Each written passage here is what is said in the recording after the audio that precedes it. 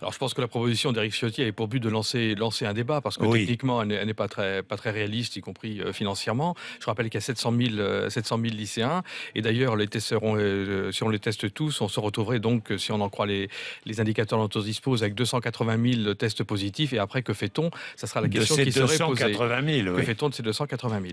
Donc vous dites c'est irréaliste.